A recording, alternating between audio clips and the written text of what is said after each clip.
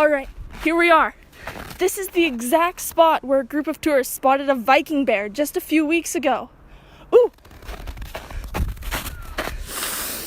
Yes! This tree has a very strong odor of Viking bear urine. How wonderful!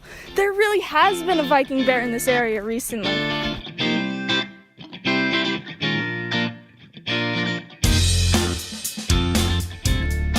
Hi, I'm Geraldine Saunders, and I study Viking bears. What is a Viking bear, you may ask? Well, I will be more than happy to explain. The Vikings, the human ones that is, were around from approximately 790 AD to 1060 AD. Sometime before 900 AD, the Vikings began training bears to fight alongside them in battles. The reason for this is unknown at the moment, but they were a very effective weapon. When the Viking era ended, the Viking bears lived on. They continued the conquest of the Vikings and went on to populate nearly the entire world. They are incredibly intelligent and often avoid humans, choosing to stay in scarcely populated areas. They are brutally strong fighters. No human or animal has ever gotten into a fight with a Viking bear and emerged alive. This makes them difficult to study and track, but I have taken up the challenge, and my goal is to learn more about these creatures, spot them around the world, and educate people on these overlooked animals. Excuse me, ma'am. Could I ask you a few questions for my podcast? Sure. Great, thanks. So, have you ever heard of Viking bears? No. Have you ever seen any kind of bear? Yeah, just yesterday. That's why my friends and I came to visit Revelstoke. We heard there are a lot of bears here. What did that bear look like? Like a bear? I don't know. What do you mean? It had brown fur, I guess. Could you be more specific with the color of fur it had? Was it a light brown, dark brown, reddish brown? Now that I think about it, it was definitely a reddish brown. Amazing! That means that you have encountered a Viking bear. Where exactly did you see the Viking bear? We walked off the greenbelt path into the trees and we saw it in there. Wonderful. Thank you so much. You've been a massive help. After I learned of this Viking bear sighting, I knew I had to investigate further. I wanted to do some research first, so I flew to Scotland to meet with Craig McCain, a fellow Viking bear enthusiast.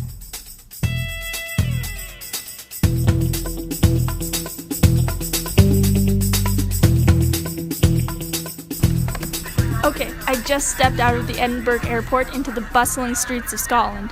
Craig should be around here somewhere. He said he would pick me up right outside the airport.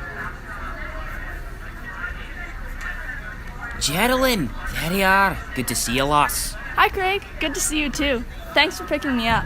Oh, no problem, lass. It's great to meet another person who is interested in the glorious Viking bears.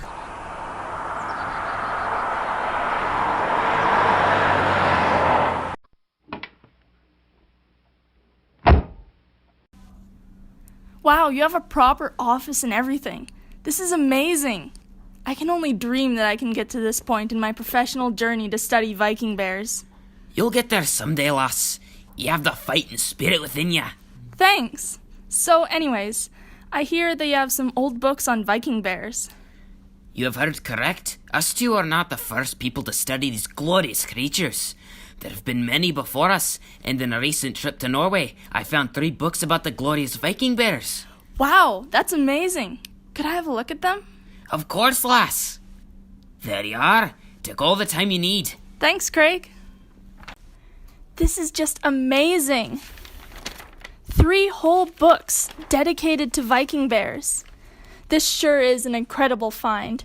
And these books aren't small either. Well, I'd better get started reading and see what I can learn. I'm so excited.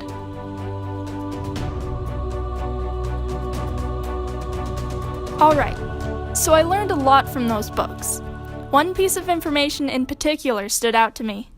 Page 42 of The Viking Secret Weapon by Alexander Sorensen, translated by John Hansen, states that Viking bears love mead as the Vikings did. They can smell good mead from miles away and are amazingly attracted towards it. Even if there have been generations of Viking bears that have never tasted mead, they have what appears to be an ancestral memory that draws them to it. Fascinating, isn't it? That little tidbit gave me an incredible idea. I am going to try and attract the Viking bear in Revelstoke using mead.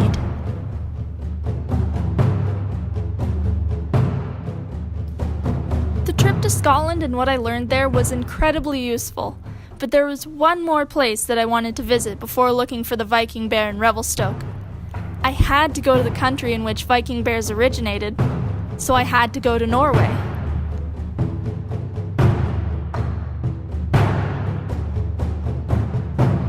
Here we are, Norway.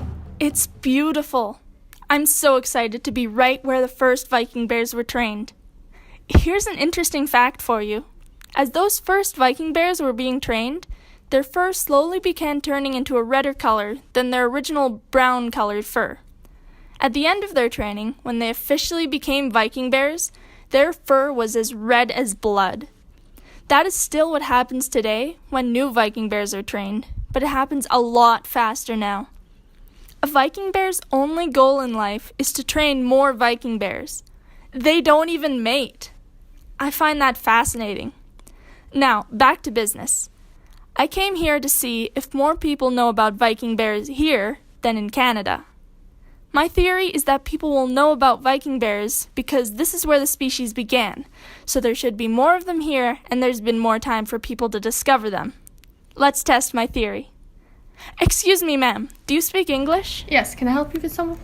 You can, actually. I was hoping you could answer a few questions for my podcast. What is your podcast about? Viking bears. Have you ever heard of them? Actually, yes, I have. My grandmother used to tell me stories about them when I was younger. Are the stories about Viking bears commonly told around here? I would say so. They're very common. Every Norwegian child has been told these stories. Have you ever seen a Viking bear? In fact, I have. When I was younger, I was playing in the forest by my house with my best friend, and I saw a bear with red fur. However, by the time my friend turned around, the bear was gone, and he didn't really believe me when I told him what I saw, but I knew it was a Viking bear. That's incredible! Is that the only time you've seen a Viking bear? It is. I never went back into that forest because I was too afraid of being attacked by the Viking bear. My grandmother always told me they could be really dangerous. And they are. It's a good thing that you didn't go back into that forest. Viking bears do not like sharing their territory at all. Well, thank you so much for speaking with me. You've been very helpful.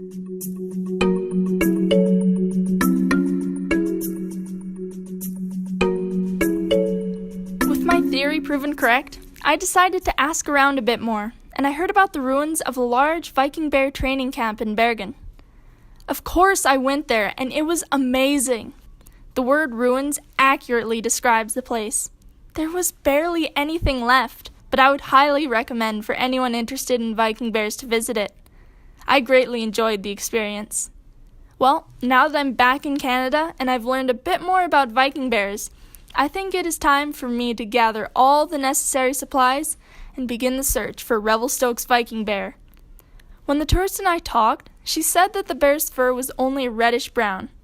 That means he was only a Viking bear in training, but maybe he's a full Viking bear by now. Hopefully, we will soon find out.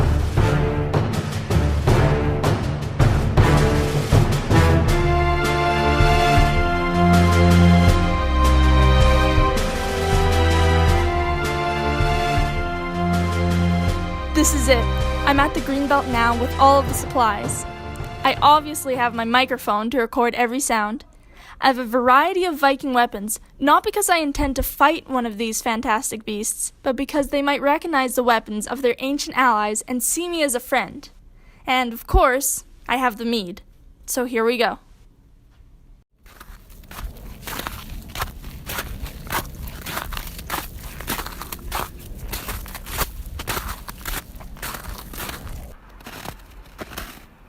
Alright, here we are.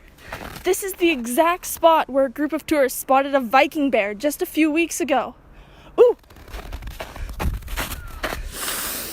Yes! This tree has a very strong odor of Viking bear urine. How wonderful! There really has been a Viking bear in this area recently.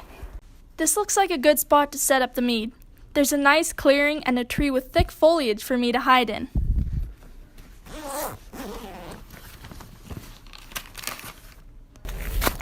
Oh yes, this will be sure to attract the Viking bear. Now, all that is left to do is hide in this tree and wait.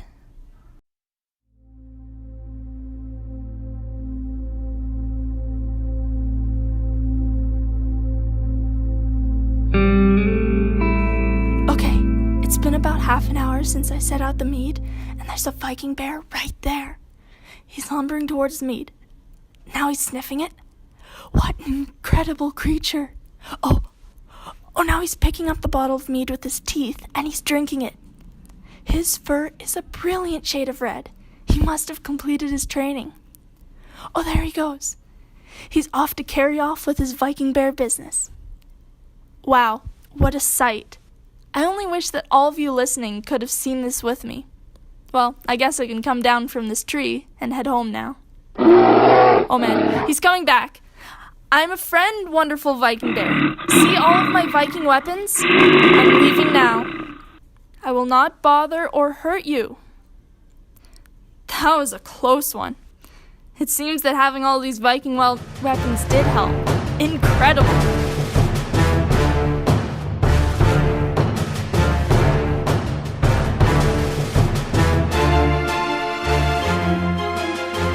Now that was an adventure, wasn't it? I hope all of you listening had as much fun as I did. And I hope you continue to listen to my future episodes. This certainly is not the end of my quest. We learned a lot in these past few weeks, but there's still so much about Viking bears that remains a mystery. However, this is the end of this episode. I would like to thank my first interviewee, Hannah Dean, my friend and fellow Viking bear researcher, Craig McCain, and my second interviewee, Annette Olson. I would also like to give a special thanks to Ben Sound for providing all the music used in this podcast. My generous sponsor, the Canadian Foundation for the Research of Animals that most people do not believe exist. And last, but not least, you, the listeners. I am Geraldine Saunders, and I hope that all of you will take what you learned today and do your part to make the world a better place. A place where Viking bears get the recognition that they deserve.